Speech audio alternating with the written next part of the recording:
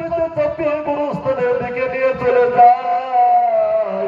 দাফন করে যখন বাড়ি ফিরে চলে আসে, সঙ্গে সঙ্গে কবরের ভিতরে আল্লাহর দোকানে ফেরেশতা অবাক হয়ে যায়, বলে কেন ওই মুর্দার মাথার গোড়ায় যেন কি একজন নওজোয়ান দাঁড়িয়ে আছেন। যারা বলে সুবহানাল্লাহ, যারা বলে নারে তাকবীর।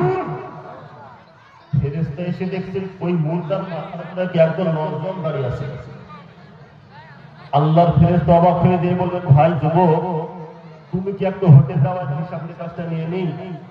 ওই যুবকটা কোন বলবেন আমি এখানে হেঁটে যাওয়ার জন্য আসিনি, তবে এই ব্যাগ থেকে যতগুলো প্রশ্ন করবে সমস্ত প্রশ্নের উত্তরকে সহজ করাতে এসেছি। জোরে বলে সুবহানাল্লাহ।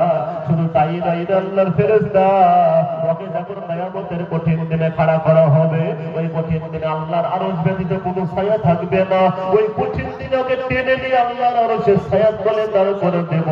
আমার যখন নেকি বডি ওজন করা হবে, আমি টেনে আমার নেকির পাল্লাটাকে ভারী করে দেব। আবার যখন ফুলসিরাতের কঠিন রাস্তা পার করানো হবে, আমি বিদ্যুৎ গতিতে ঠেলা মেরে ওকে জান্নাতের ভেতর পৌঁছে দেব। তারপর আর কিছু সর্বজনে বলে সুবহানাল্লাহ, আরো জোরে বলে সুবহানাল্লাহ। তাহলে কোরআনের হেফাজত, কোরআনের কদর, কোরআনের সম্মান আমরা সকলেই করব। জোরে বলে ইনশাআল্লাহ। আল্লাহ পাক বলে দিলেন, ইন্না নাহনু নাযালনা যিকরা ওয়া ইন্না লাহু লাহাফিজুন।